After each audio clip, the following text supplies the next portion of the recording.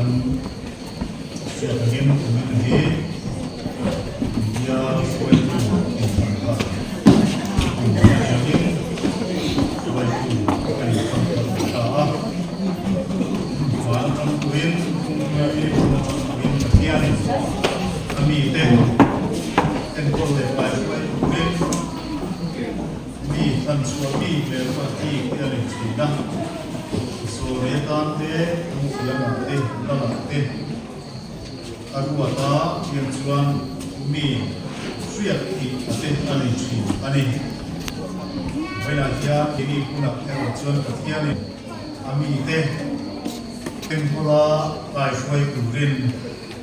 tu temo mangko vim aku san ho tekal tangin min fuata min fansuaka misalnya aku diam kan biar kau san ho te fellowship te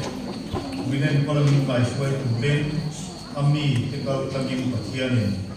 suai tu tangin pein kan fansuaka chu te lam na chu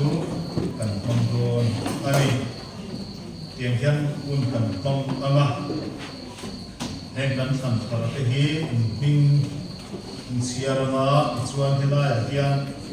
loading chu se anga yang chuan kan na kun kha la na kun kha kan mang anga yang chuan la na kun te kan man so hian dan kontras nah lain pun pang sungsung anga yang cuan wei tharla nakun chu kan to ani letuna hian bing kan siarana no chu siarana pian dia tangin tan tai la lai hian lo sana hem no ding chu lai ta wa hian bial bmp wei tu ta na kan than chu te yang ini nak buat pasal itu, apa yang ada minta kalau siapa tujuan ini, coba itu dia, buat semua saya pun, mulai, dalam tentang saya lah, buat bandal dia, usir dia lah, lebih besar sobat, buat dia dah. Ya, itu senior advisor yang paling sama. Ini lah yang baru kita tahu lah. Kalau kita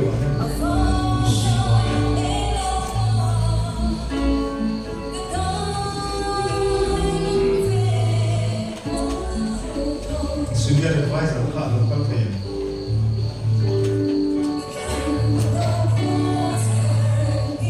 cuan juga di negara juga di ping kecil kan untuk negara dunia membuat mulai dalam rumah membuat tugas dalam rumah membuat usaha sukima dalam nikah tambah dalam suara tambah yang sampuya yang biasanya yang biasa pahat macam sama ani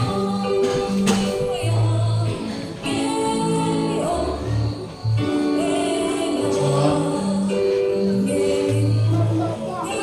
mungkin seperti aku berbeda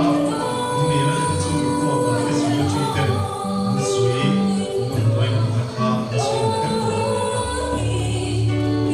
PhD, where we take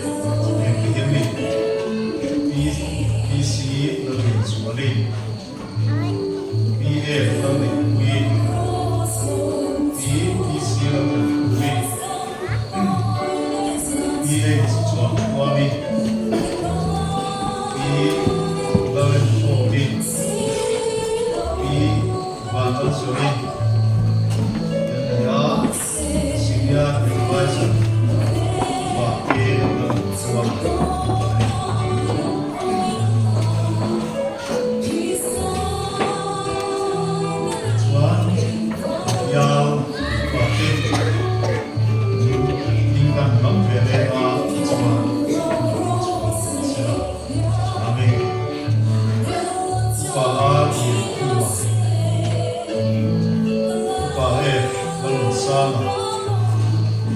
Upa Alham Yan Sayo Upa E Lalu Kuanga Upa H Yan Sala Upa HS Paramita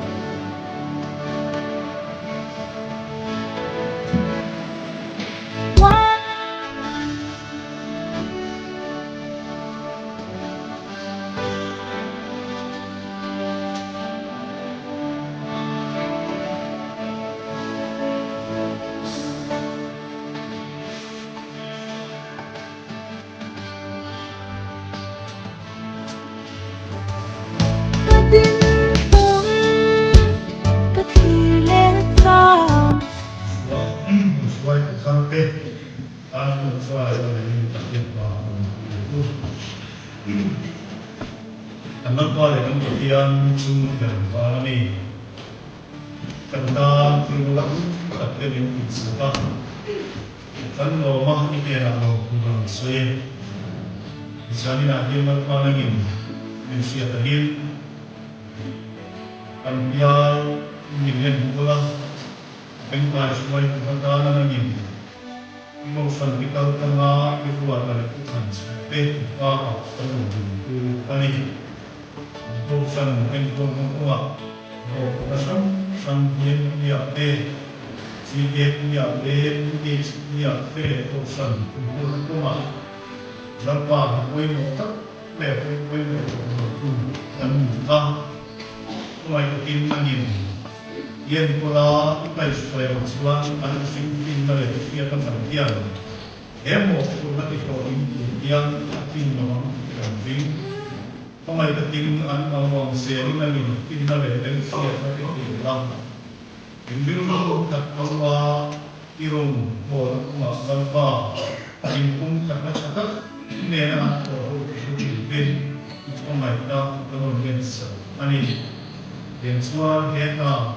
rumbo koy mo tak may lura ito at sanang liquid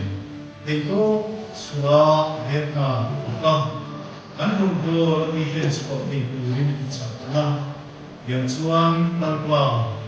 antin male trepsia pete anu mo so siapa nanya ka kung suai pu